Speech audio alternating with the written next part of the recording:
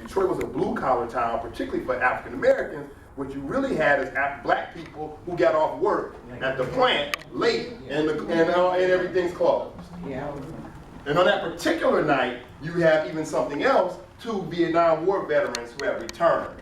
And so there's a party being thrown for them because of these 2, we're in Vietnam, as you know, it's 67, and 2 Vietnam War veterans have returned. So you have about 85 people at this event for them. And that Saturday night, the 22nd, that's Sunday actually, the 23rd, that Saturday night at 10 p.m., the police attempt to raid, they attempt to get in. Officer Charles Henry, the African-American plainclothes officer, tries to get in to the club at 10 p.m. on Saturday night. They stop him at the door. You don't have a membership card. He had a little membership card. And he couldn't get in because he didn't have one. By the time he's able to get in around 3 a.m., 2:30, 3 a.m. the next morning, which is now Sunday, how he gets in is a group of young ladies are coming to the club, and they young, beautiful ladies. You know anything about the club, beautiful young ladies don't have to have no membership card to get in. So the person at the door let them in, and he slid in with them. That's how Charles Henry gets in. Of course, the agreement between him and his sergeant is, if I'm there for 10 minutes and I haven't come out, then that means I got a beer or I got something to drink. You can raid the place. Of course, he did not come out in 10 minutes, so they came to raid the place. The front door, they couldn't get in. They went to the back. It was a big metal door with a big padlock. They couldn't get in that way, so they had to borrow an axe from a firefighter, and they axed down the front door. That's how they got in. When they got upstairs, they had raided this place about a month prior. And they had raided other places up and down 12th Street before that. Arrested 2 people, 10 people, 5 people, 15 people. On one case, 25 people. But when they got there, it was 85 people. Now it's Sunday. It ain't Saturday. The police ain't at their full manpower. They're at their lowest manpower because it's now Sunday morning.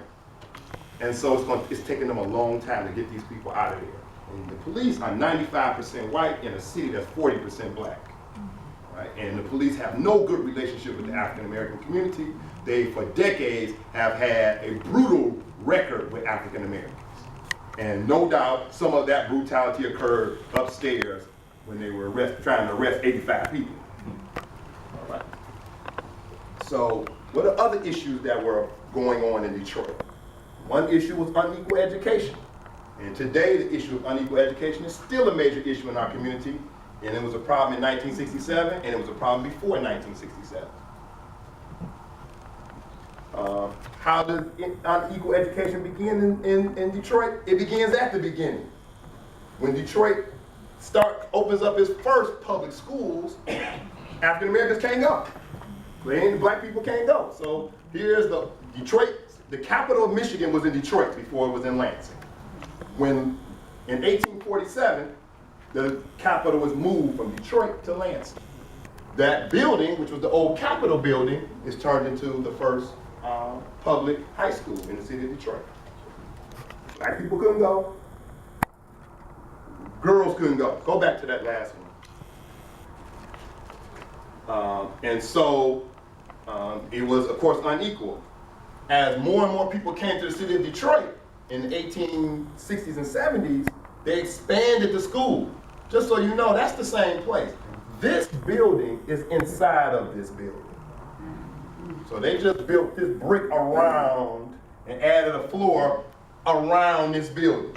But if you walk up those doors, you walk right into this door. They just built that stone around the old building. But in 1893, the whole thing burned down. So we don't have it. But it's in, if you go to Capitol Park, that big empty space in the middle was where the Capitol building and the school was. And that's me standing.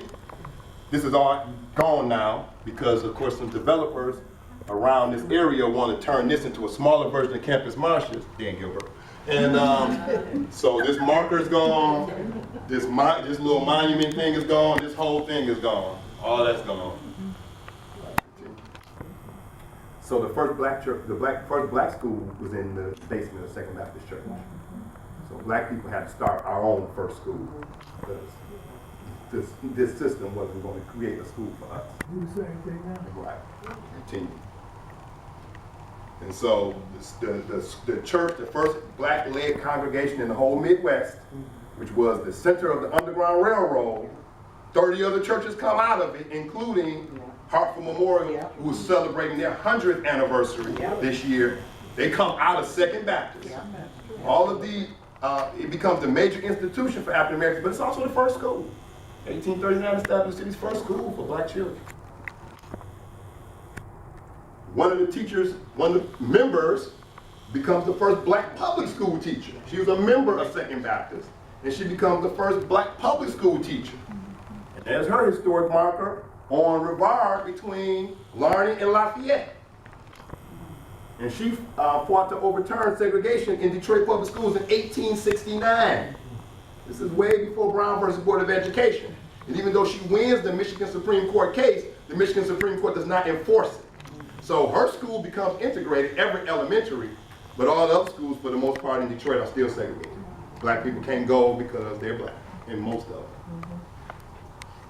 And in Miller High School, between 1933 and 1957, Detroit public schools just made it a policy.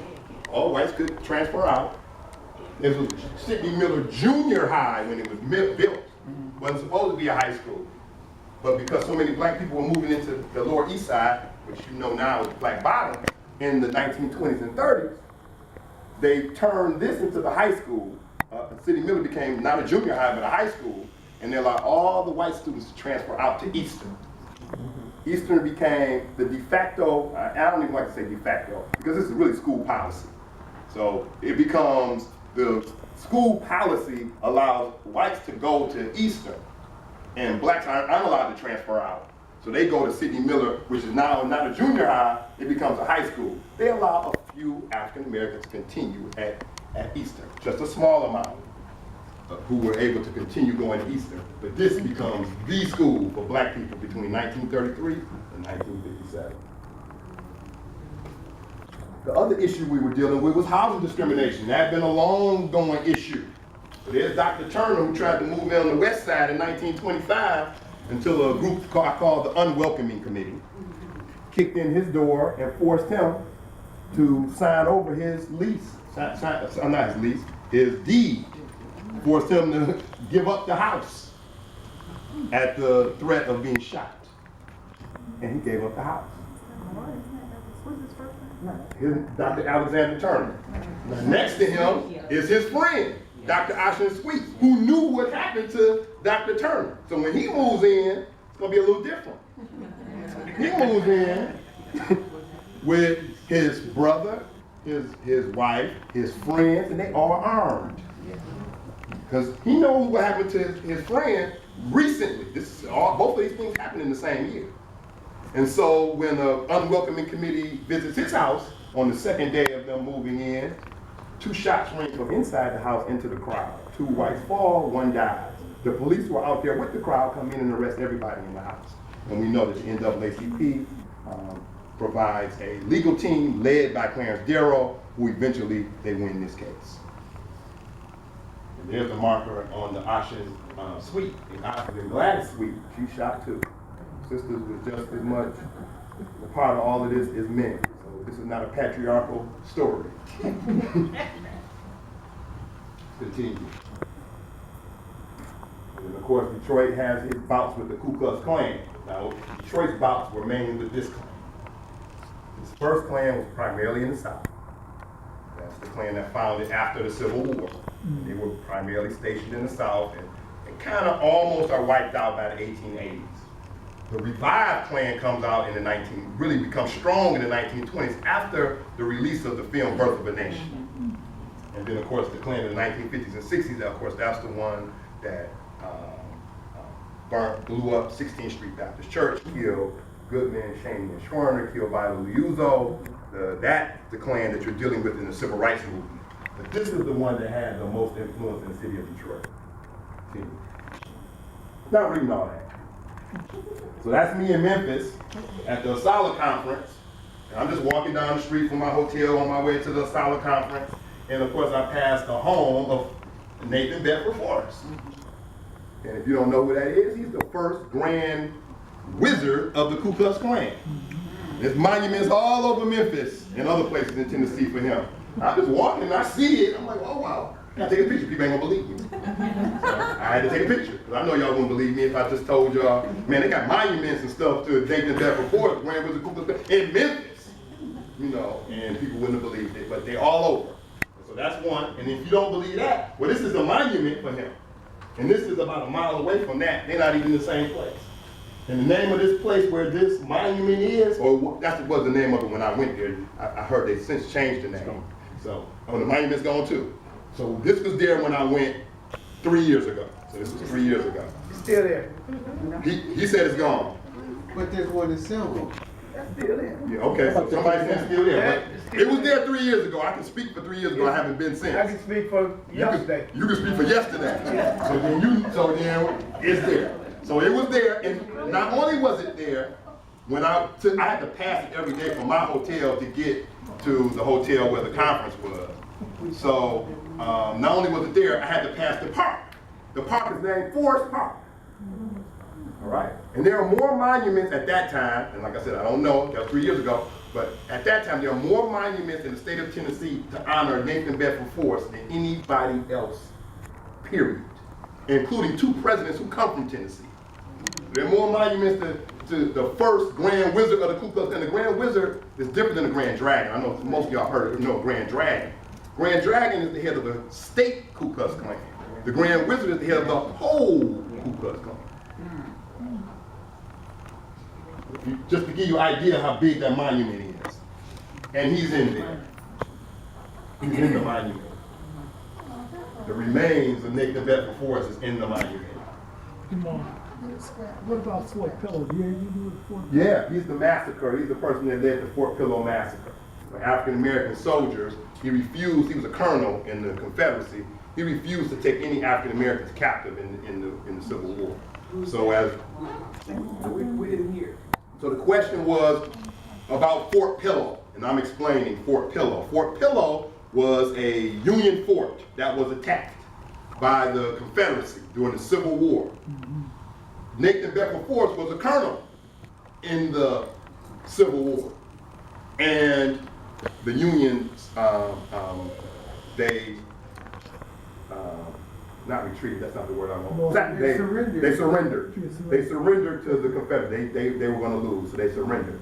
And all of the white soldiers were brought out and taken as prisoners of war. All the African American soldiers were murdered. They were killed. They refused to take any of them as prisoners of war. Nailed to trees. Nailed to trees. They were basically lynched. Buried alive in the ground. So of course, that's why he was elected the first Grand Wizard of the Ku Klux Klan. Because after the war was over, they were looking for somebody like that to be the leader of the whole group. And they found him. And he's celebrated all throughout the state of Tennessee. But here in Detroit, in 1912, the Detroit branch of the NAACP was formed. His first meetings were held at St. Matthew's Church, which was the third black church in the city of Detroit. The major supporter of the NAACP was from black churches. In 1914, Henry Ford began to offer $5 a day for all workers. The Great Migration, we saw a little clip of earlier, the Detroit became a central part of the growth of the black community. 4 churches play a major role in helping African Americans come from the South to Detroit and assist them with finding jobs. Second Baptist, St. Matthew's Episcopal Church, Ebenezer AME, and Tabernacle Missionary Baptist Church. And actually, Bethel AME should be up there too. So it really was 5. Another organization that was a major force in assisting African Americans from the South and Central Detroit was the Detroit Urban League, founded in 1916. The Detroit Urban League depended on black churches' support to do its work. Continue. Go back. So I'm not reading all this, but what's happened is we have Paradise Valley, which is the black business and entertainment center in the city of Detroit during this time. It really is beginning to emerge at the end of the 20s and the beginning of the 30s. But you also have African Americans who are concentrated in just and mainly, not only, but mainly the Lower East Side because of housing segregation. And you have a heightened level of racial terrorism against black people in the 1920s. When Washington Street is just a little piece of that.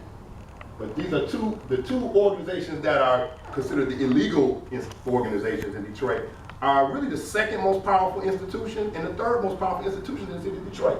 The second most powerful institution is the Purple Gang in the 20s and 30s. And this is a Jewish group of savvy business people who control 80% of all bootleg alcohol that comes across the Detroit River. The third most powerful institution in the city of Detroit is the Ku Klux Klan. And another group that would emerge out of them, the Black Legion. Of course, the most powerful institution are the auto factories. And on top of that is Henry Ford. But right under him is these two groups.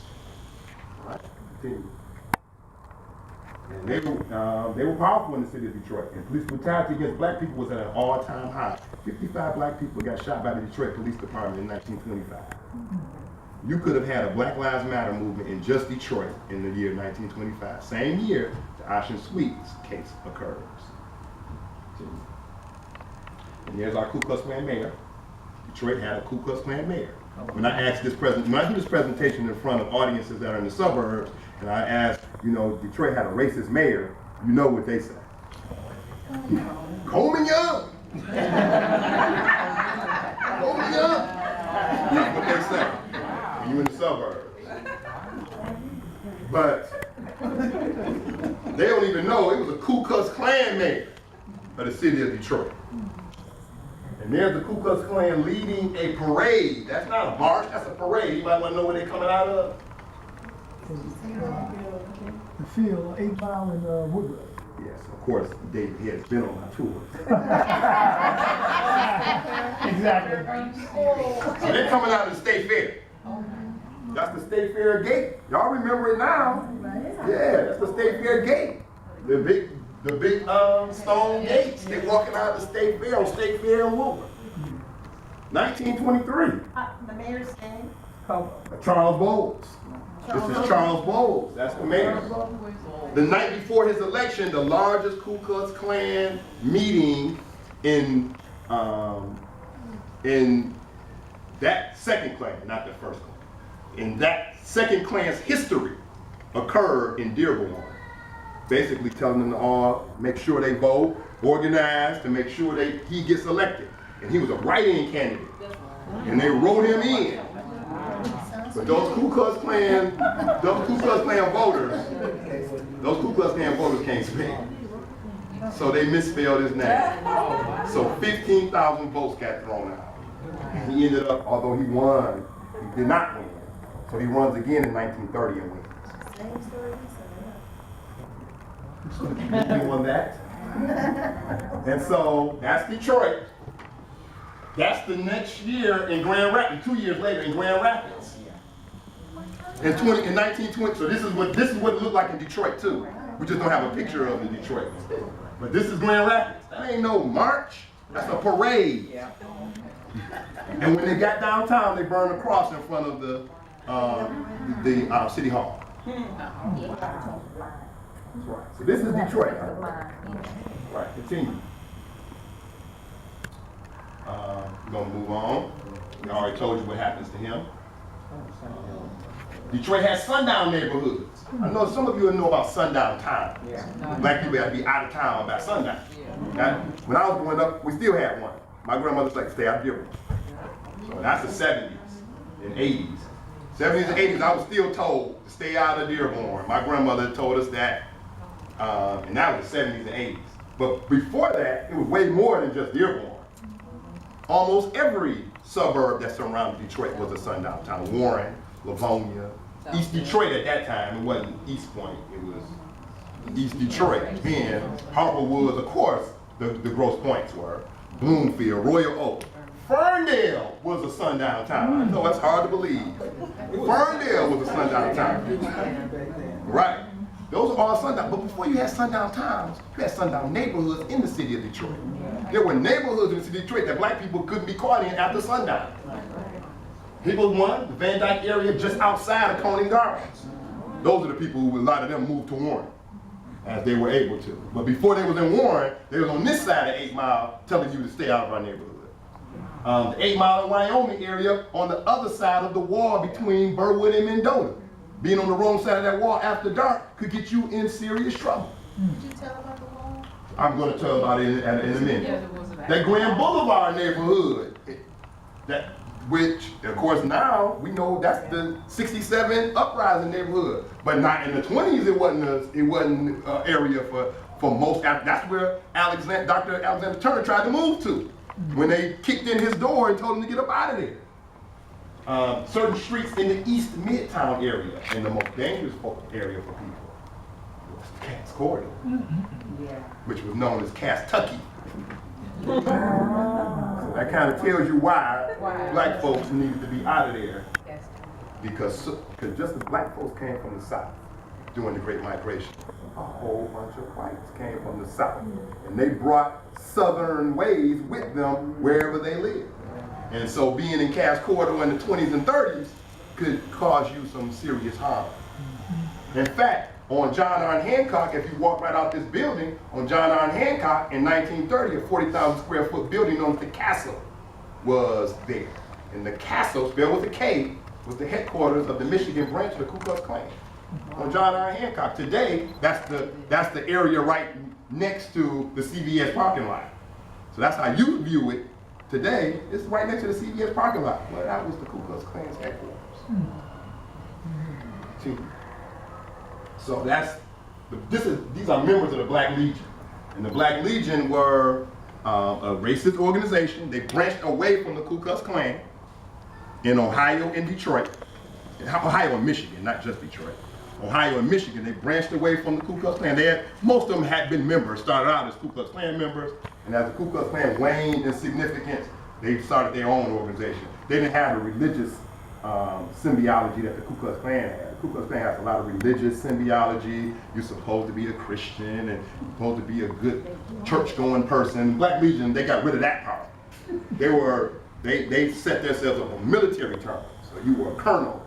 Not no grand this or grand, you was colonel, general, lieutenant, everything is military. And these are members of the Black Legion. They were highly influential in Detroit, Highland Park. Their recruiting office was inside the Henry Ford plant on Woodward, the Ford Model T plant. And Arthur Luck lived in walking distance. So I mean, he worked there. So they recruited right there inside of Henry Ford's plant. The Black Legion started, I already told you that they had two main centers, Ohio and Detroit. There's Arthur Luck, the Major General, who lived in Highland Park. They also enjoyed special privileges at some other factories, especially the Packard plant and the Hudson Motor Car Company plant on Conner. They had special privileges at those plants. There were numerous beatings and arson and even some murders that were carried out by the Black Legion. We know about 3, but it's believed that they killed roughly 13 or 14 people. But we can document 3 off rip. And one of them, of course, is Earl Little, Father Malcolm X, killed in Lansing, Michigan, by the Black Legion. Go back. In 1935, Black soldier Silas Coleman is killed in Detroit by Dayton Dean. There's Dayton Dean. He was bored. Said he did it because he was bored that day. He had nothing to do, so he went and shot a black soldier. In 1936, Charles Poole, a white man who was Catholic, and a WPA worker was killed by members of the Black Legion. That's when they got prosecuted and arrested, after they killed Charles Poole, this white Catholic. And that's how the organization got investigated, infiltrated. That's where they are. They are at Frank Murphy, or they're at the court here. That's where, that's why they're there, because they got arrested after killing Charles Poole. In the investigation, this is what they found in the investigation. That many of them worked at the auto factories and for the city government. Dozens of them had been police officers. And that takes you back to 1925 when 55 black people got shot by Detroit police officers.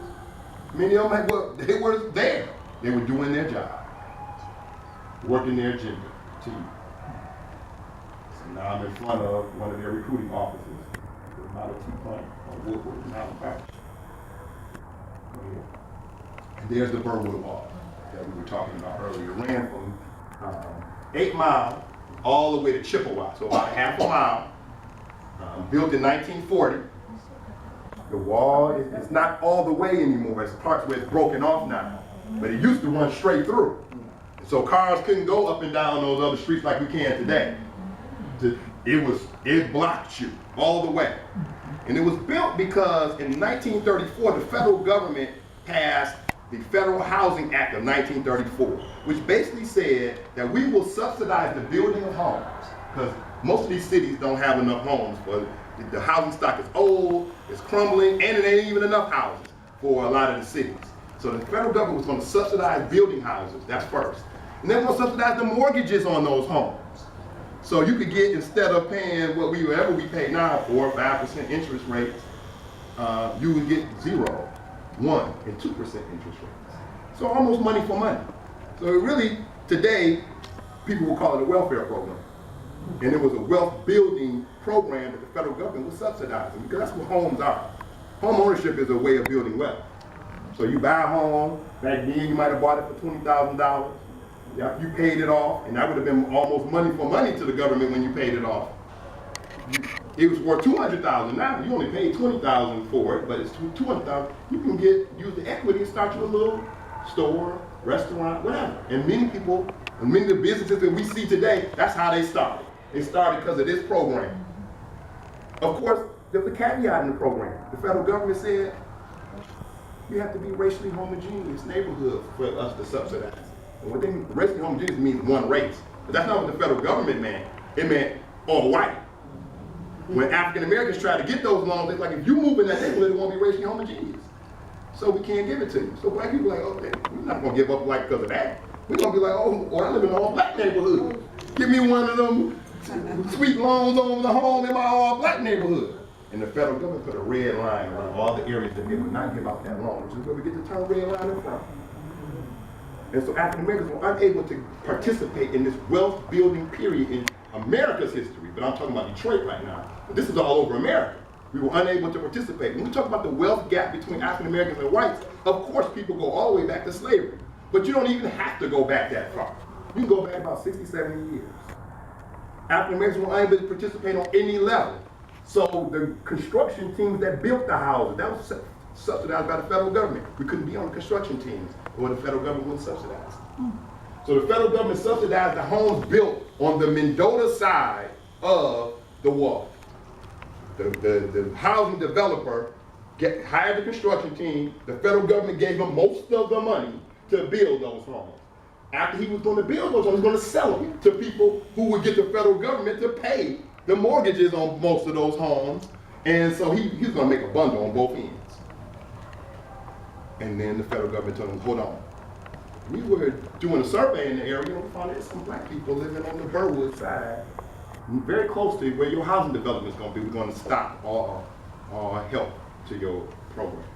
And the guy, he wasn't going to let that happen. Like, what if I build a wall that separates my side from their side? The federal government said, that'll work. But make sure that you keep them out of your other side too, because then that's going to affect what we do with the later mortgages. We're like, okay, we'll do that. It became a sundown neighborhood in the city of Detroit, and the wall was built, and it was fully done by 1941.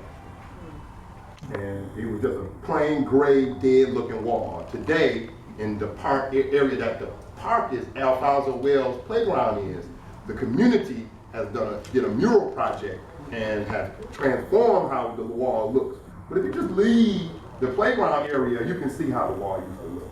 It's just dead gray. It's behind everybody's house in between Burwood and Mendota. Oh yeah. Yeah, it's a picture of it in her book. Yeah, that's right. But isn't there another wall in Grosse Pointe? I mean, I saw one on Max. So Grosse Pointe has been trying to create these walls for the last 4 or 5 years. First they put a big plant thing blocking the street. Then they had like a market where it turned and blocked you from coming straight from Detroit into Grosse Pointe. And so they tried to create their own version of a wall. It's never been as explicit as this. And they had to take it down. And they had to take it down because people in Grosse Pointe and outside of Grosse Pointe protested, and it was clear what they were trying to do. But it was never explicit like this one. This was straight up a wall. Burwood, you said Burwood. between Berwyn and Mendota. Mendota. Okay, they ran the same way. What's Yeah, the street- wall is in between those. But, okay, what's this main street between them? So 8 Mile, it started at 8 Miles and went all the way down to Chippewa. Oh, Today, it doesn't go all the way down to Chippewa because it's open for the streets that go up and down. And it's cut off at that big playground behind, used to be Bobian, but that is now Bates Academy. That big, so it's cut. We didn't know what to Wow, say. wow, wow. And that was in 1947. and he said you would never have. A black neighbor. Black people. Yeah, but- Black He people. might not have said black people though. Right, okay. Oh, he did. Oh, he said black people. Oh, right, You that's, just say I know. people, okay. Well, He might have- he probably said that. Yeah. You know, but. He might have said something else. But I'm thinking. Right. Okay, what did he say? Right, actually, it probably blocked out the whole thing. Right, right. My husband and I were both in shock.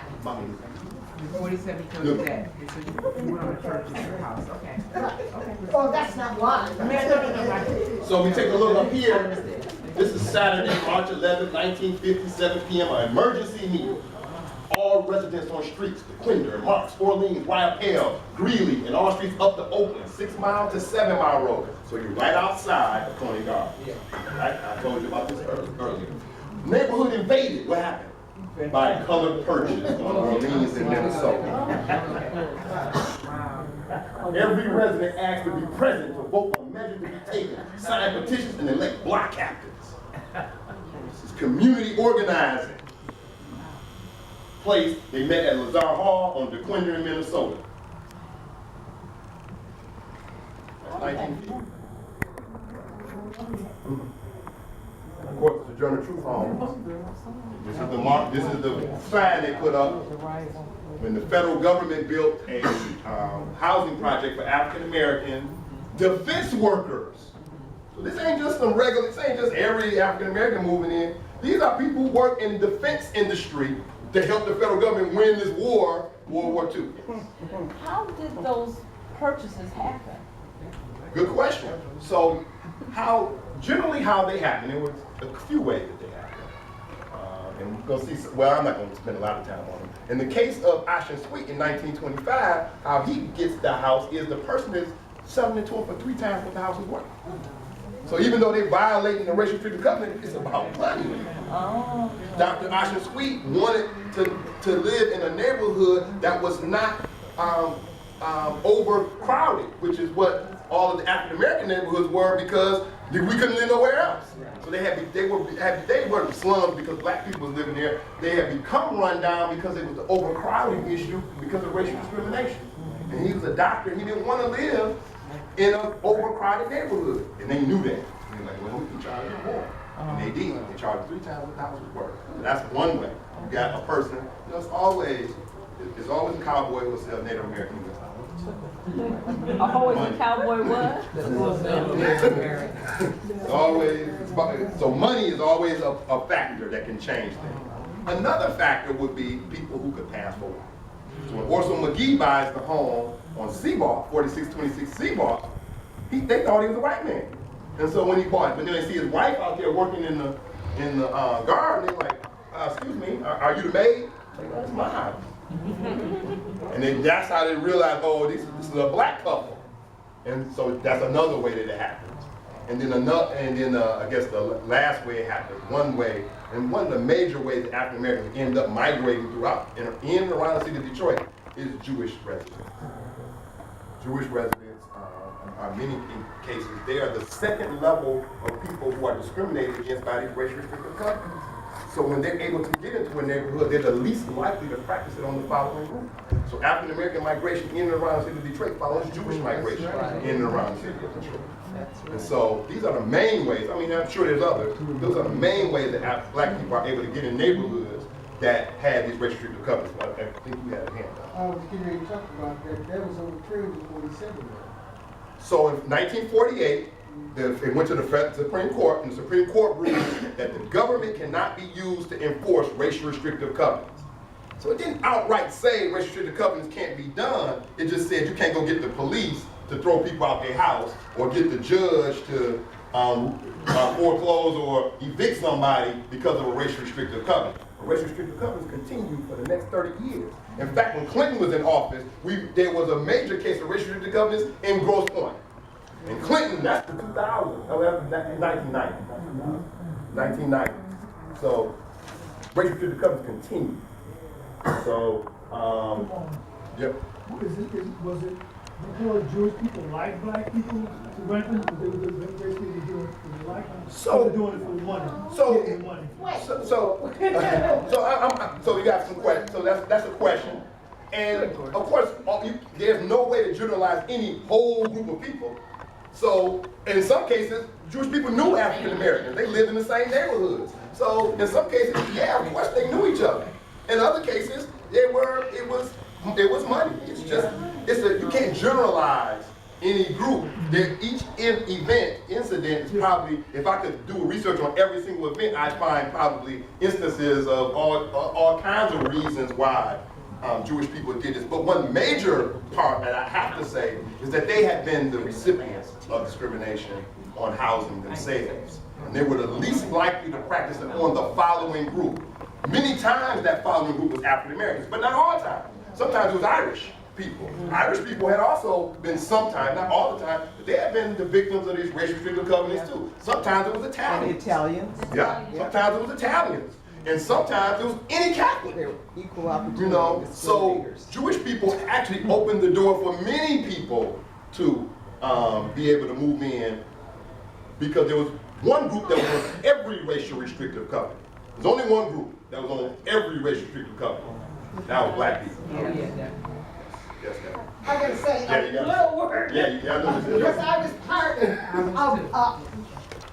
when Jewish people realized what was going on, this was the early 1950s, they realized how dangerous, I mean, not every Jew, I mean, I'm plenty of prejudice, but there were a group of us, let's put it that way. And we joined with the NAACP and other groups, and we formed what they called the Fair Housing Coalition. The minute that the government in 1949 said that was illegal, that, restrictive, legal, you couldn't legally. You couldn't legally You couldn't enforce legally, them it with didn't the mean that you weren't, but arms you of the couldn't government, yeah. actually say, then we organized what they call the Fair Housing Coalition.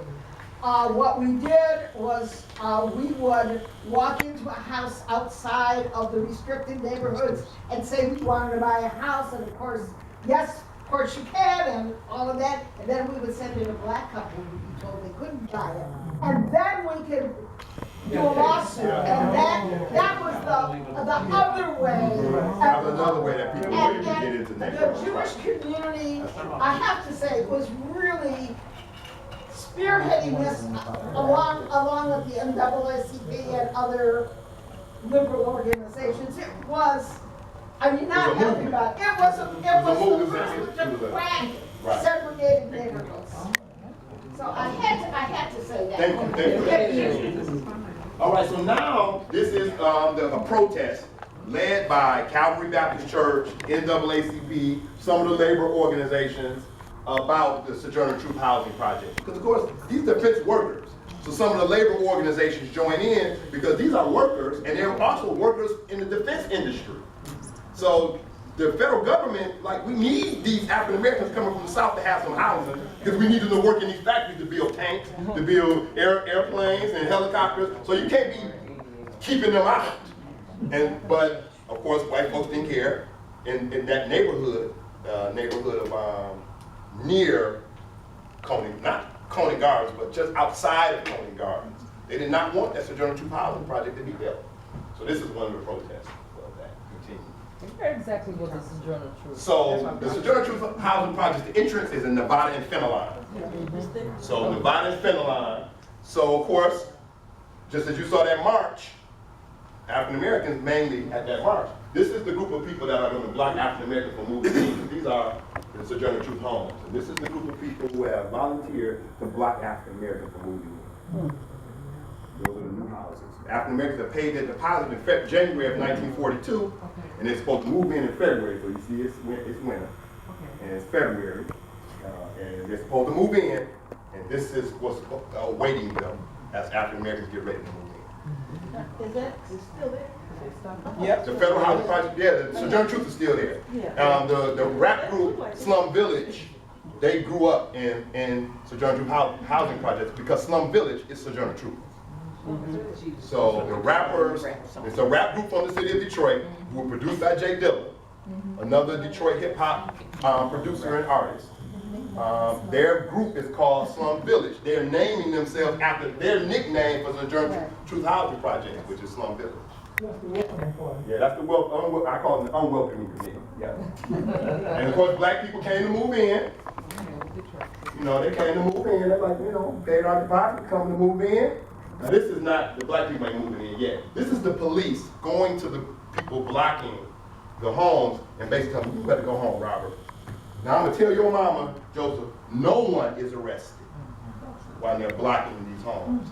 Not the initial days of blocking people. No one gets arrested. They're like, just go. Now I'm gonna tell on you, Tommy, get out of here. Go home. And of course, ain't nobody moved. Ain't nobody moved. So the police walk through the crowd and try to tell people to go home. This is what they do to the police car. So that's the police car. So now you know what's about when black people move in, what's awaiting them. That's the police car. That wasn't a riot, was it? I was thinking that It's never referred to. That was a car ride. All right. So now black people coming to move in. Okay. So black people come to move in and they blocked by this group. And black people in Detroit have never been known for nonviolent civil disobedience. Never been really known for that. I mean, we've done that. That's not what we're known for. So we got there and we couldn't get in. We went back home, Black Bottom or wherever we had been living, Brewster's, wherever we had been living. And we came back with Tyrone and them. Yeah, we came back with Baby, Man. And some items that we could carry with us. That's right. And so once that happened, the police arrested the African American. So black people got arrested. That really is what stopped the full confrontation between these two groups, because the police arrested the black people. And so the confrontation between the two groups never fully happened like it would have happened.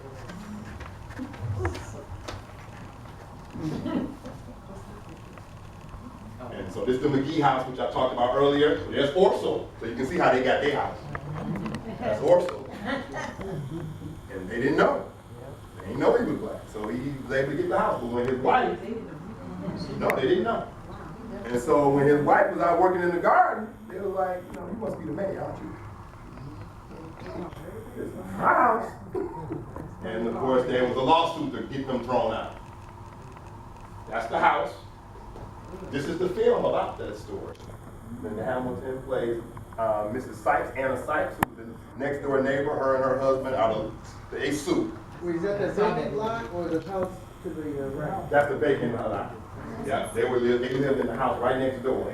And then that's Mrs. McGee, Lynn Whitfield's playing Minnie McGee in the film. So you can watch it. It's probably on YouTube or Netflix or one of those. Mrs. Ethel Watkins, 1957. She moved to the far northwest side. So Evergreen Schoolcraft area. Oh, no. She moved over here in 1957. And as you can see, there's the anti-welcoming committee. There they are, on her front porch. They come all the way up on her front porch. It's 57. It's only 10 years before the 67 rebellion. Still places in Detroit that black people ain't supposed to. This is a racial restrictive code. That said, premises shall not at any time hereafter be sold, leased, or transferred to any colored person or persons, or to any person or persons of the Ethiopian or Semitic race. Jewish people. Or to any descendants of either of said races. And said premises shall not be used or occupied by any such, can't even state it. So even if you're a boarder and you stand in the basement, you can't do that. Cannot even be occupied by any such person or person at any time as a residence or otherwise, and these presents are made upon the express condition that upon the sale, lease, or transfer of title to any colored person or person to any person or person of the Ethiopian Semitic race or to any descendant of either of said races, then the estate hereunder shall become immediately forfeited. We can come take it. If you sell it to one of the people, we can come take the house. Continue. So these are, I always like to promote African American sources of history. So if you want to talk about Black Bottom and Paradise Valley, these are two books that I ask for you to get or read. You can get them from the library too. Folk to the Town by Sonny Wilson and $1 Million Worth of Nerve by King Coleman. These are, I would consider those the two best books on Paradise Valley. African American business community in Detroit. And this picture that I got from a friend here comes from the 1963 Philadelphia Courier. Yeah, Philly Courier. And it tells how Paradise Valley got its name. It was a Detroit Courier. Okay, thank you, Detroit Courier. And it tells that there was a naming contest. The black community had a naming contest, and that's how Paradise Valley, the black business district, got its name. I'm sure some of you have been to Paradise Valley, but when you went there, it was Ford Field and Comerica Park. That was Paradise Valley. And so as you can see, Jewish settlement, the first area where Jewish people lived in the city of Detroit in the 1800s is the Lower East Side. It's Black Bottom. So this is where Jewish people live right next to African Americans in Black Bottom. As they moved north, African Americans were able to move north. You get here, now you're on the west side, 12th Street, all of that is up in there, and African Americans are able to move. In fact, two suburbs become predominantly African American because of Jewish migration. Southfield and Oak Park. Southfield and Oak Park are predominantly African American suburbs that ring outside of the city of Detroit. And the major reason why was because the group prior, a large percentage of the residents prior to African Americans were Jewish. Here's Hastings Street. Here's Hastings Street. You know what today is I-375 and then later I-75. Yeah. But in the downtown area, it's I-375. And as you get out of the downtown area, it's I-75. But that was Hastings Street, the main street for both Black Bottom and Paradise Valley. Most of the shops on Hastings Street in the 20s, 30s, and 40s were Jewish-owned businesses. But around Hastings Street, near Hastings Street, in a few places, actually on Hastings Street, was where African Americans created their business empire. Here's the Club 36s.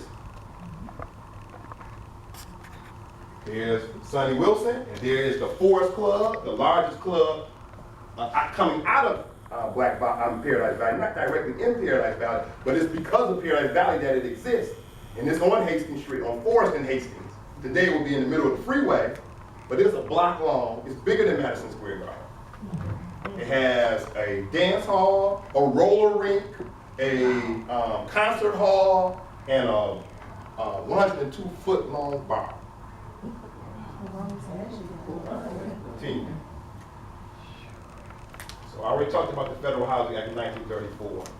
What helped us, these are the things that helped to bring down Paradise Valley. The racketeering case in 1940, when a white woman who was messing around with one of the numbers runners in Paradise Valley. He was cheating on her husband. He was messing around on his wife. She wanted him to leave his wife for her. Y'all know I now, you could be number, some women can, some women, I ain't talking about all of them. Nothing about all of y'all. But some women can be number 2 for a while, but they're really striving to be number 1. Right? And so she wanted him to, and he was like, once he found that out, that was what she wanted, he's like, okay, that's not what this is about. And he was out. And then she dressed up in her Sunday best, dressed her 8-year-old daughter in her Sunday best. They got up in the car, started the car in the garage, and killed herself and her 8-year-old child. And she left a note.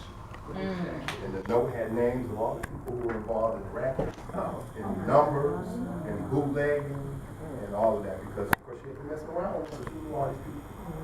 And her husband mails it to the newspapers.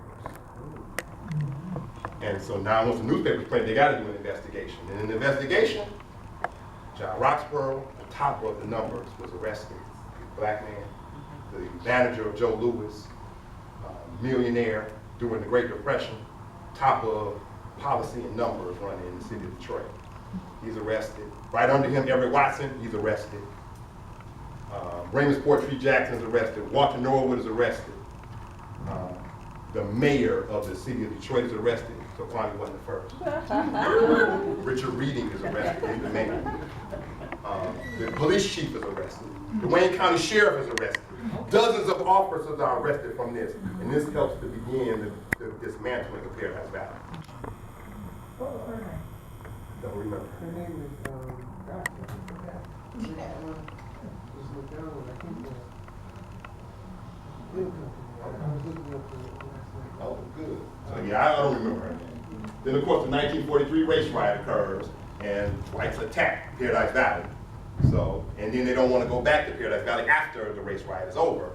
So whites who had been the #1 customers of this black business district, it was a black business district, but the #1 customers were white people who wanted to go see Count Basie and the great swing and big band acts of the 1930s and 40s. Now they're kind of boycotting Paradise Valley. So that also helps to weaken Paradise Valley.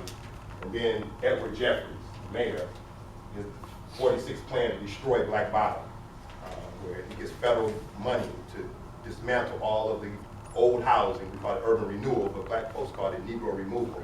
That happens. And then the next federal housing act to give for slum clearance, and then Albert Cobo, the next mayor, who campaigned on maintaining Jim Crow, he added the building of I-75 and I-375 to these early urban renewal plans. And so the freeway gets built on Hastings Street, and that destroys what was left of Paradise Valley. And then Louis Mariani becomes the mayor of that. He also campaigned on maintaining Jim Crow, and he did so. And so because of urban renewal, eminent domain and building of freeways, everything, just about everything of Black Bottom Paradise Valley was gone by 1964. A lot of people who were forced to move end up in the 12th Street, Dexter, and Linwood neighborhoods. Of course, the major case, the major issue is 67 police brutality. It had been going on for a long time, but really strongly from the 1920s to the 1980s. In the 1950s and 60s, the Big Four were notorious for abusing black Detroiters. And the Big Four was a uniformed officer who was the driver, 3 plainclothes officers in an unmarked car. Black car. All right? So and this unmarked unit would drive particularly in African-American neighborhoods, and all African-Americans were in danger, but particularly young black men. Yes. Particularly young black men. And they would come on the corner, and one of the things they might say is, give me that corner. And you knew to get up off that corner. Sometimes they wouldn't even say that. Sometimes they just drive by, you knew that was the car. And you knew you were supposed to move. They didn't have to say nothing. And if you took too long to move, now it don't matter that you moved. Because they're going to beat you up anyway. They're going to beat you up regardless of the fact that you moved. Because you didn't move fast enough.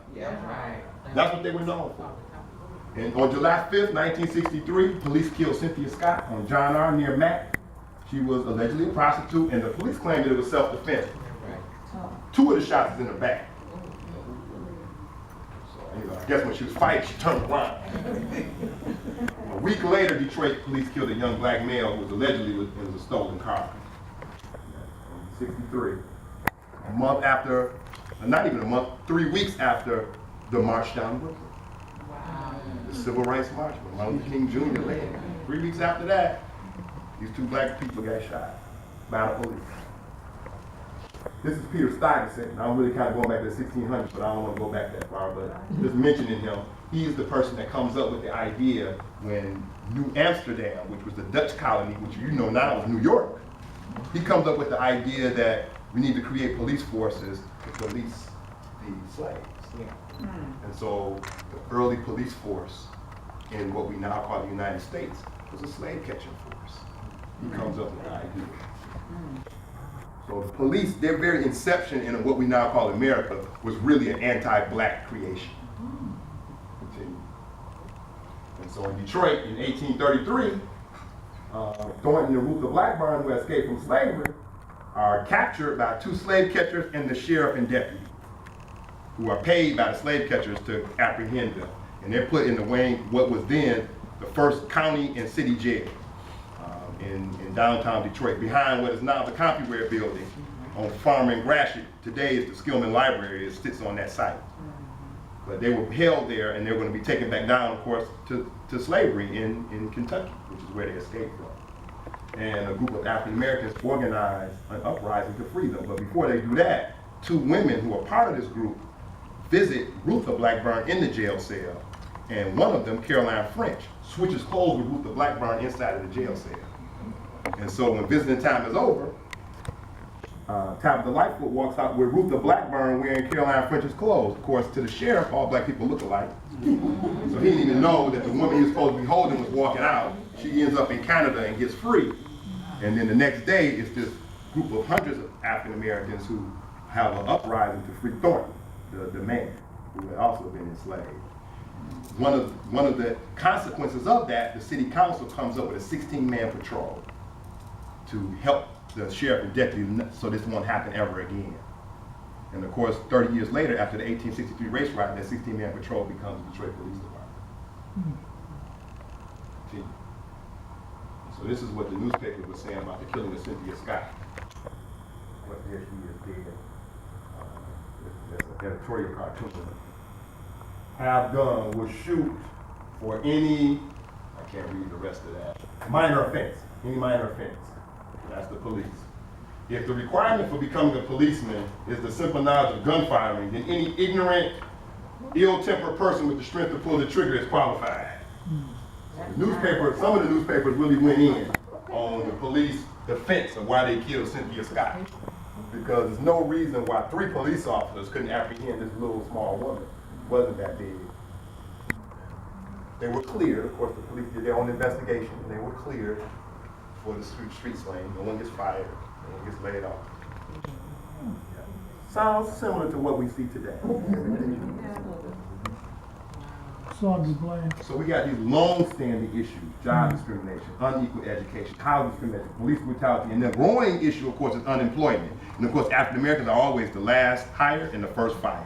So as everybody's getting laid off from some of these plants, black people are the first to be laid off from the plant, and the last to get hired back to a new plant or the same plant. So all of that is in the mix in the 12th, Dexter, and Linwood neighborhood, and Grand Boulevard neighborhood in 67. All that other stuff, along with this unemployment thing too. So there's that Walk to Freedom. There's Reverend Albert Clegg Jr. and Dr. Martin Luther King Jr. They had Kobo. So look at Reverend Albert Clegg, who you may also know as Jeramogi Abebe Ajiman, the founder of the Shrine of the Black Madonna. But at that time was Central United Church of Christ. They had switched over to the Shrine in 63 yet. Some things that were recent to the people in 67. These had recently happened. In April of 66, just a year before, the students of Northern High School in Detroit's North End initiated a walkout and protest against the racist curriculum and inferior school resources.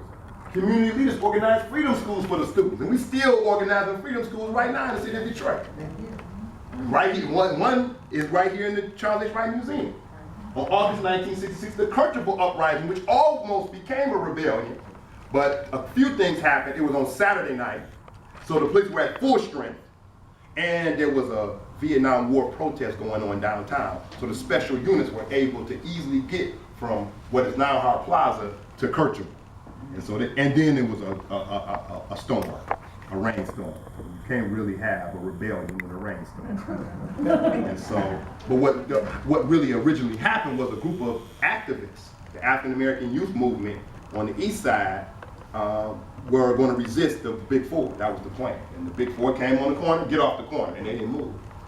And the Big Four got out their cars, ready to make a move, and another group of young black men joined them.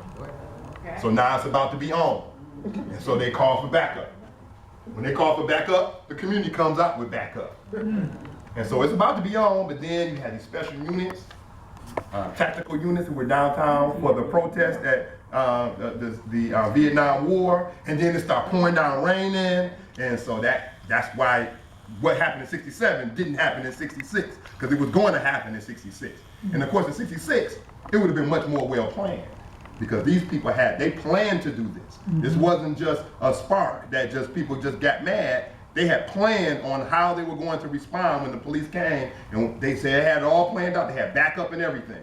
And of course, that's also when General Baker is arrested and Grant and Dowdell are arrested for bringing arms into the neighborhood. So they start pulling over cars to see who's got stuff. Oh, and then June 12th, so this is just a month and a week before now he gets in. But once they find out he's there, of course, there you have what should probably be called a riot.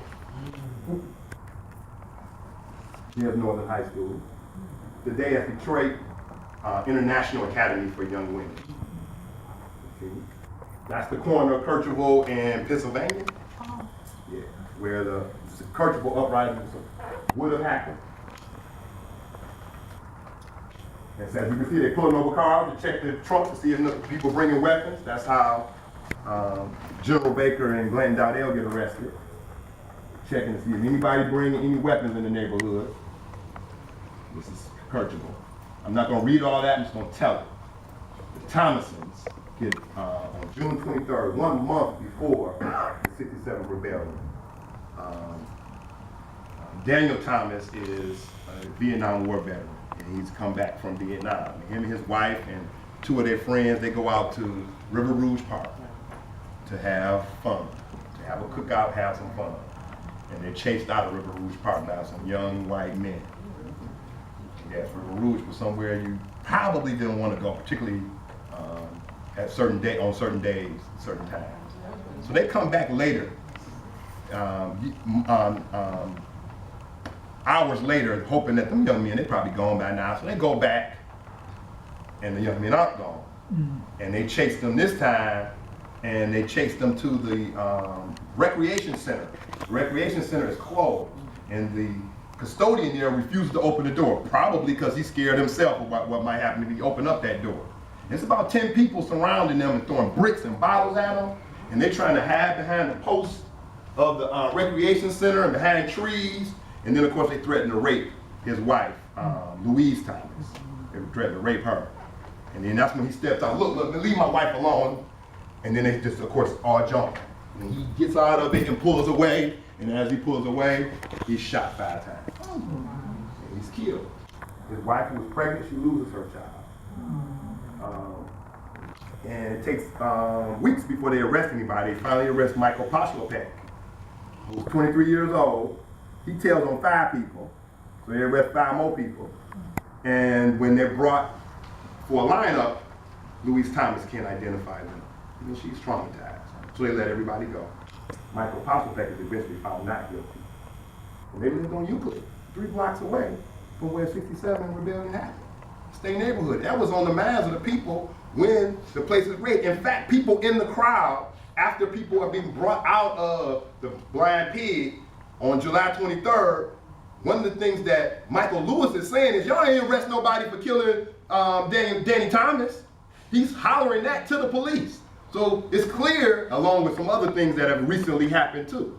They hollering at the police. So this is on the mind. That's just their community. If it ain't on nobody else's mind, it's on the people who live in that neighborhood, because they lived on Euclid, down the street from where Tanya Blanding was killed during the 67 rebellion.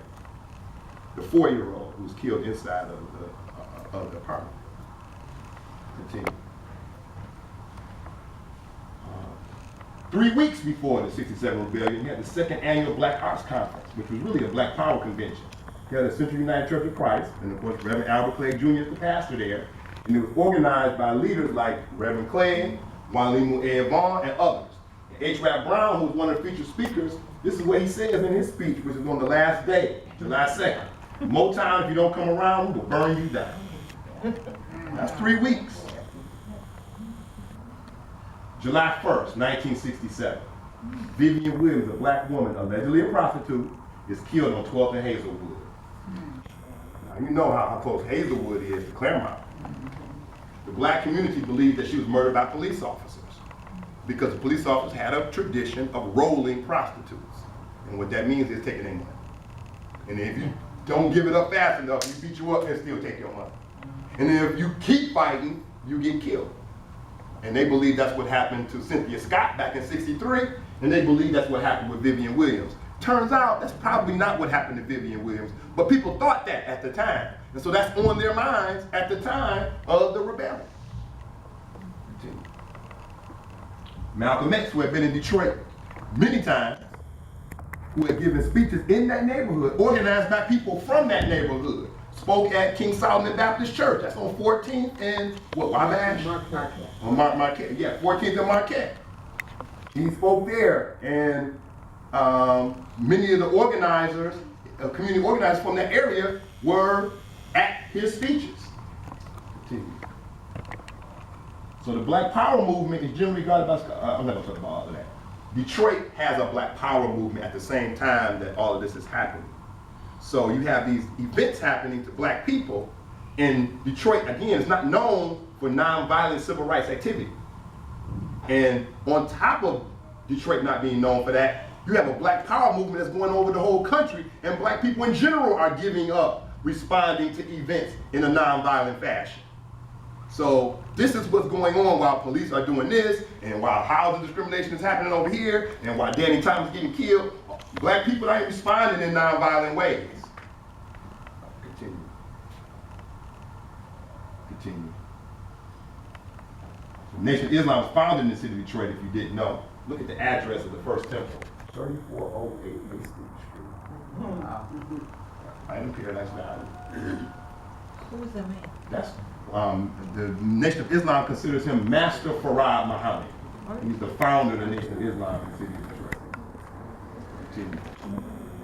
Of course, his student was Elijah Muhammad.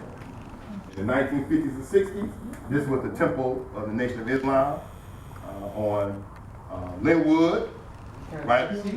Yeah, right behind Central High School, where the National Guard was stationed during '67. They bought that building from, it was a Jewish community center. So the Nation of Islam buys it, it was a Jewish community center before it was a mosque. Continue.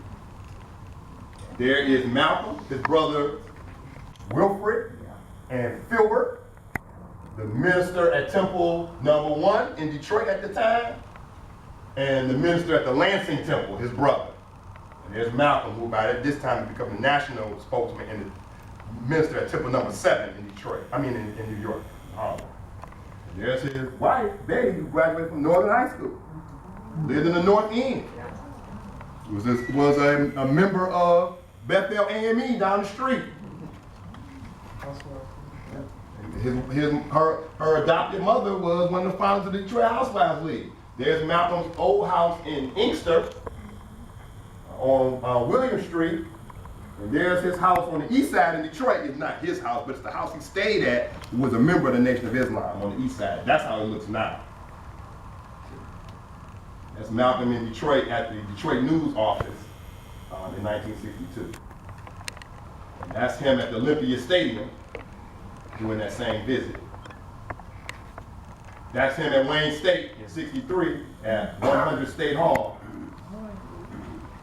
And that's King Solomon Baptist Church, where he spoke in '63, message to the grassroots, and then came back in April in '64 and gave Ballot or the Bullet. So there's Malcolm. There is Reverend Albert, Jeramogi, Don Watts of Liberator magazine, and Wilfred, his brother. That's Malcolm's brother. That's where Malcolm spoke. Little quote from Malcolm X in '63 at the message to the grassroots: be respectful, obey the law, be peaceful. But if someone puts their hand on you, send them to the cemetery. And this is him at the Ballot or the Bullet speech. They have never had a bloodless revolution or a non-violent revolution. That don't even happen in Hollywood. You don't have a revolution in which you love your enemy. And you don't have a revolution in which you are begging the system of exploitation to integrate you into it. Revolutions overturn systems. Revolutions destroy systems. And many people who were involved in the '67 rebellion, this is how they were thinking. So there's Malcolm. before he gave his 1965 speech on February 14th at the Ford Auditorium. Who remember the Ford Auditorium?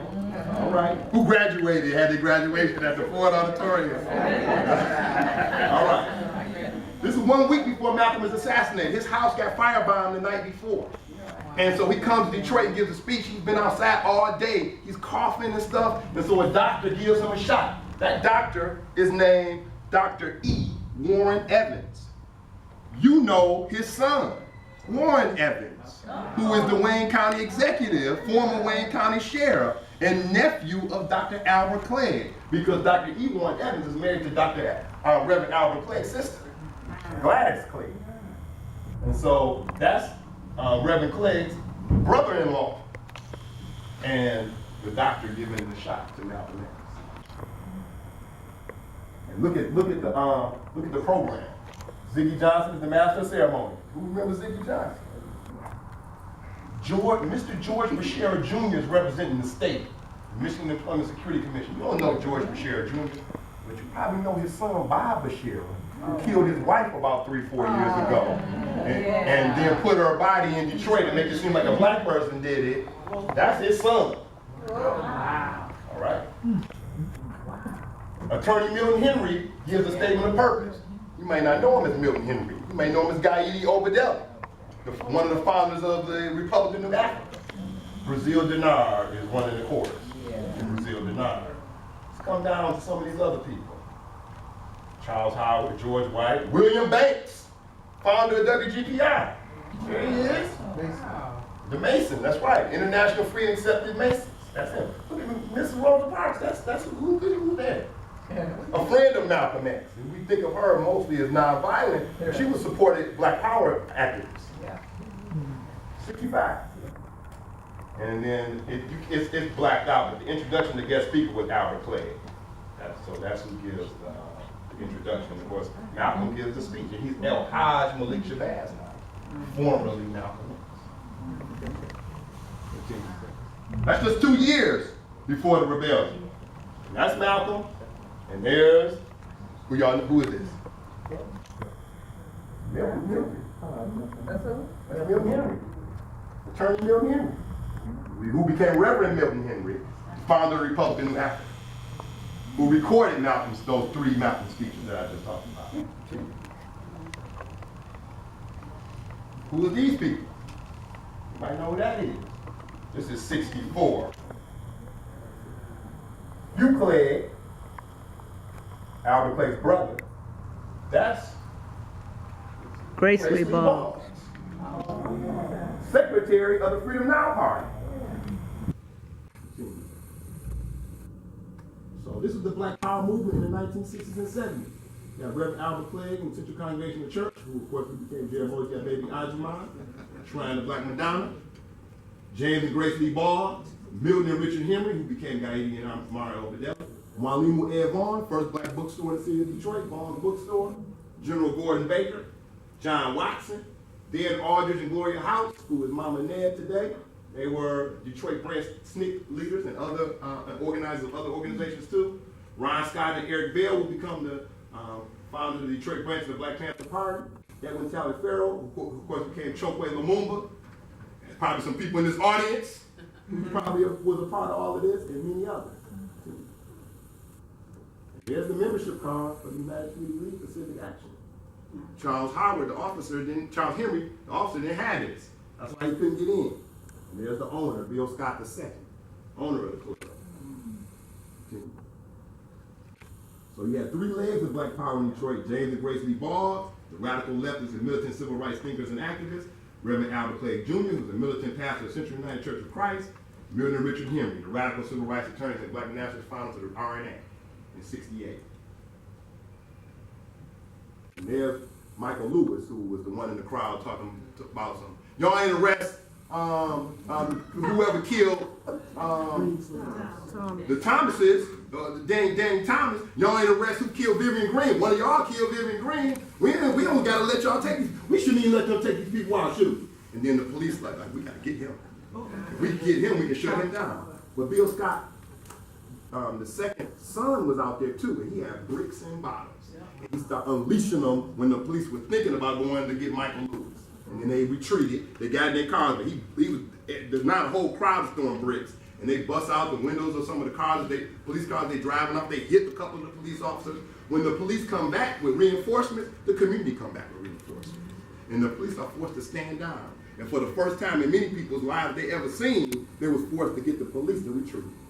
And that gave a feeling of euphoria and freedom to people in that community that they never had before, where the police, who always been harassing them, can't mess with them. And they first began to attack the businesses that had been discriminatory. They didn't first attack all businesses. They went to first those businesses that were discriminatory, that was racist, that was trying to cheat them out of their money. That's where they went first. And of course, when the police didn't do something, they like, this ain't coming. Some people said, well, we can start doing it. You can go to any place. Some people tried to stop that.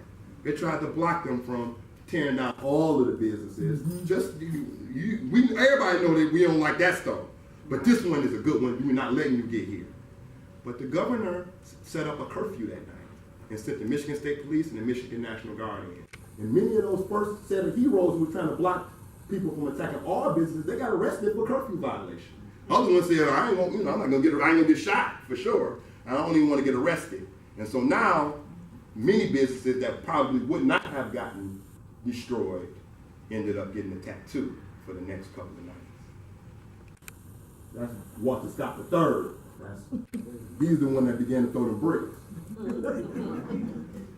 And of course, on the morning of the second day of the rebellion, a house painter named Joe Nelson, who had been passing this every day, and that is at the Sacred Heart Major Seminary on the corner of Chicago and Linwood. It's a gate there now, but it wasn't a gate there in '67. He got out, got his ladder, and started painting this, painting the hands, painting the feet of that Jesus black. And months later, some white folks saw it, and they got out their car and painted it white again. And then somebody else was like, what? You ain't painting our Jesus black. And they painted it black again. And now the seminary keeps it black. Seminary keeps it black. Joe Nelson's mother was Ophelia Nelson, who came from Bessemer, Alabama during the Great Migration to the city of Detroit and lived on the west side. Her son, Ophelia, was the oldest of 8 children. Her younger sister, Lucinda Ross, comes later and joins her in the city of Detroit. Lucinda Ross gets married to Moses Ross, and they have a child named Jackie Ross. Jackie Ross marries this guy named Jim Jordan. Jim Jordan and Jackie Ross's child is me. So Joe Nelson is my older cousin, or was my older cousin. He's passed away. It involves bookstore, which the police burned down the third day of the rebellion because they believed that the bookstore was an organizing place for activists. They didn't believe, all the police didn't believe this was just a riot. A lot of police believe this was organized by some activists, and they began to target activist spots. And so the police who shot out all of the police and National Guard who shot out all of the street lights, that's who shot them out, not the people. The police shot them out. They burned down his bookstore on the third day. And then, of course, we know the killing of Tanya Blaine. After they shot out all the police, all the street lights, any little light they see, they thought it was a sniper. And so they would shoot at it and would have the National Guard shoot at it with 50 caliber bullets, which would go through the brick walls and all that. And someone was lighting a cigarette, and the police, who can't see anything, it's a sniper. And they unleashed the 50 caliber bullets on the home, killing 4-year-old Tanya Blaine. And so that's her funeral at the Shrine of Black Madonna. And Albert Clegg gives the eulogy. And of course the eulogy has been documented on white supremacy in Detroit. And that's the Algiers Motel, which is on Woodward and Virginia Park. That's just a big empty grassland now. But the house next to the Algiers Motel has become vacant, and the Algiers Motel buys it and makes it the annex building. And it's used for long periods. People gonna stay for a longer time. And by the time you get to 67, a lot of it is transient. People call it flop house or that kind of stuff. And of course, illegal activity, prostitution, drugs, A lot of that is going on at the Algiers at that time too, particularly in the annex building. But some people in '67 just want to get off the streets. They don't want to get shot by the police or the National Guard. So they in there because they want to get off the streets. And some of those people who wanted to get off the street were the members of the Dramatics. So they were in the annex building of Algiers Motel during '67. In 67 rebellion. And of course, the police claimed, well, actually, the National Guard said, we think we heard some shots. They called the police and said, we think we heard some shots. The police calling in, National Guard under heavy fire, which the National Guard didn't say. The National Guard said, we think we heard some shots. But the police responded, overdid everything. So they were like, National Guard under heavy fire. So they all stormed this door, this back door, and the front door of the building. In that initial storming, Carl Cooper is killed, basically in his bed. And so he wasn't doing nothing wrong. He got shot basically in his bed. They began to bring everybody out of the rooms, and it turns out it's about 8 people in the annex building, some of whom were members of the Dramatics. And they're taking them in room by room and beating them, shooting in the ceiling, shooting next to their head on the floor to scare them into who got the gun. Somebody got a gun. And of course, you getting shot near or close to or getting beat up, you gonna tell, he got it. But nobody says it and no gun is ever found. So we're not even sure if it really was a gun. Some people say somebody had a starter pistol, but no one is ever found. No starter, no other kind of pistol was ever found. So then they're torturing the people to try to get them to tell. But on top of all of that, it's 2 white girls here. So it's 2 young white girls here, and the police see that too. All these young black men, boys in some cases, not even men, and these 2 young white girls. And so that, they add that to all the other things that have problems they have with black people. And they tell the girls, what you doing here with them? Why you messing with some real men? We're gonna kill you after we kill them. This is what they threatened the 2 white girls with. After we kill them, you next. And they tell Fred Temple, on one part, some people see it, but not everybody who's lined up against the wall see it. They tell him to come around here, move quickly, and he gets shot in the chest. And so he's dead or dying when they bring Aubrey Pollard into the room to threaten him. And Aubrey Pollard, many people believe, saw the dead body or dying body of Fred Temple, and went, hold on, you're not about to do that to me. Aubrey Pollard was known as a tough person. And of course, he's killed. And so these are all teenagers. All 3 of them are teenagers. And they're all killed by Detroit police officers. By the time they kill the first 2, the National Guard and Michigan State Police are gone. They don't want to be a part of this. And of course, after they kill the last person, Detroit police rush out and tell everybody to get out of the house and be out of here by 30 minutes, because if we come back and you're not out, we're going to shoot everybody. So everybody leaves out of the building. But everybody, not everybody, but a lot of them start calling the Detroit News the next day, telling them what happened to them in the Algiers. When the owner of the Algiers calls the police to come and take the bodies out the next day, the new police officers don't even know that it's their fellow officers who did the shooting the night before. And it really wasn't never supposed to be known. The police were hoping that this all gets mixed up in all the shootings that happened in '67, which I believe was more than 43 people. But, so, these are the layouts of the bodies. Pollard and Temple's body, same place. So like I said, it's believed that Pollard saw Temple either dead or dying and did something, he wasn't going for it. He was gonna give it all he got before he died, and they killed him anyway. And there's Carl Cooper, who was killed basically on his bed. And they came through this front door, and they came through these 2 back doors.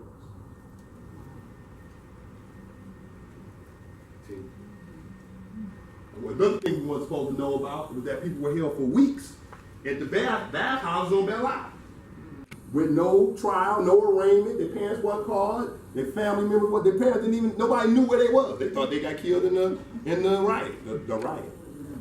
People thought they got killed, and weeks later, people start showing back up at home. Hey, Mom, where was you? Where was you at? And they told where they was at. Of course, no one believed them. The newspapers didn't want to print it, but as time goes on, people investigate and found evidence. This is a picture of them being held at the bathhouse the ladies' bathhouse at Bel Air. The police. No, they didn't kill them, and they no bathroom. They weren't allowed to use the bathroom. They had to do it right there. And on the buses, they were held on buses as well. No bathrooms there either. That one, we weren't supposed to know that. They were held in the basement of Hudson's. We weren't supposed to know that. Continue. Which one's gonna say something, Jamon? Oh, yes. Adele. Okay. Well, you just answered, I was wondering about the people on buses. And Oh, yeah. Yeah. So 1967, as you can see why I say it was a rebellion. It started as a community uprising against police brutality, which was a part of a large ongoing tradition of racism against black Detroiters. Today, when we see it as merely a riot, that view is understandable from a certain vantage point, and it has some validity, but it also has some problems. Although racial tension was definitely the cause of the 1967 rebellion, it was not a race riot. In 1943, whites who saw a black person out on Woodward, on the streetcars, would attack them in a mob. Black people were protecting Black Bottom, and whites who came to Black Bottom were putting their lives in danger, including an innocent doctor. A doctor who was coming to do a house call, they shot his car up because he was white coming into Black Bottom. So being white in Black Bottom will put you in danger, and being African American, being just about anywhere else in Detroit, will put you in danger by the other race. There was no instance of whites helping blacks protect their businesses, or vice versa, in 43. That's a race riot. 67 is not. The first person killed in 67 is a white person who's looting a store. A white store. Not in 43. Wouldn't be no white person looting a white store in the race riot, which was a race riot. Wasn't no whites attacking other whites in 43. That's a race riot. 67 was not a race riot. Understand the difference. So I talked about these earlier rebellions, the one that free throwing the Ruth Blackburn. She changed her name to Lucy Blackburn after she got free. That marker's in Kentucky where they escaped from. This is the old City Hall, old City Hall, where the 1863 race riot occurred. That would basically be right close to Campus Martius today. Continue. And of course, Dr. Ocean Sweet House. And this is the brother who gets arrested for trying to get into his house in Sojourner Truth.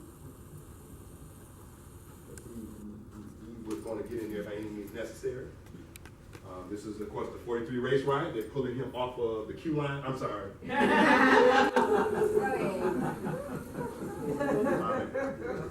Pulling him off the streetcar.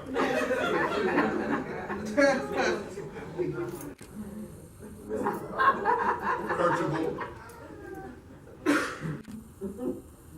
Wow. 67 rebellion. Of course, that's 12th Street. That's straight. That's 12th Street. And the Conley print shop is right in there. So that's Gordon Park. And this is 68. The next year, there was a smaller uprising, whatever you want, after the killing of the assassination of Dr. Martin Luther King Jr. Yeah. Lasted for about a day and a half. And of course, in 69, the shootout at the New Bethel Baptist Church by the Republic of New Africa. Milton Henry right there, the founder of the Republic of Africa. That was their anniversary, 1-year anniversary meeting. The police were trying to assassinate black radical organizations. In 1969, they had been doing it for years, but 69, J. Edgar Hoover upped the ante. He had told all of the members of COINTELPRO to up your level of attack on these racial organizations. Of course, December, 4 or 5 months later, they would assassinate Fred Hampton and Mark Clark in Chicago, and the police would storm that, which was organized by the counterintelligence program of the Federal Bureau of Investigation under J. Edgar Hoover. But they tried to do it here in Detroit beforehand. And the RNA shot back and shot 2 officers, killing one of them. And the police, of course, beat everybody up. They raided the place, beat everybody up, put them in jail without any charges. And the people in the community called Judge George Crockett and told him what happened. And George Crockett goes to the jail and gives them arraignment in the jail and sends people home. And of course, the police hate George Crockett for the rest of his life. But So that's, yeah, that happened, that's 69. And there's Junior Henry coming out of court because of what happened in New Bedford. And then this is 1975 on Livernois at the barn, where the owner of the barn had killed a black man. And there was an uprising in 75, and Coleman Young comes to the neighborhood to try to calm it down. It lasts for about a night, but a person gets killed. So, of course, the black person got killed to start it, and the white person got killed. There's Hurley Dog and Cat Hospital, right there on Livernois. I'm sure y'all pass it. Y'all know where we at, where it's and all that. These are organizations or institutions that come out of 67. What's Folk of Hope? It's founded by Illinois Josias and Father William Cunningham. New Detroit, that's the corporation's response to 67. They want to mingle the business community with the activists and try to put them together. And that was what New Detroit was. The Shrine of Black Madonna, which had been the Central Congregation Church of Christ, after 67, they become the Shrine of Black Madonna. Operation Get Down comes out of activists who have been inspired by what happened in 1967. There's other organizations. And of course, Coleman Young's election is directly connected to the events of 67. Yeah. And it would be him that would transform the Detroit Police Department. So even though you had a somewhat progressive mayor in the 1960s, Kavanaugh, he was unable to break through the entrenchment of racism in the Detroit Police Department. It really was Coleman Young who would transform the Detroit Police Department. Police brutality complaints would go way down during his mayoralty. Not that they never happened, but the level of police brutality complaints from 1960s through into the 1980s they're nowhere even close. Because of course he would integrate the Detroit Police Department and push for residency for police officers. What year was he elected?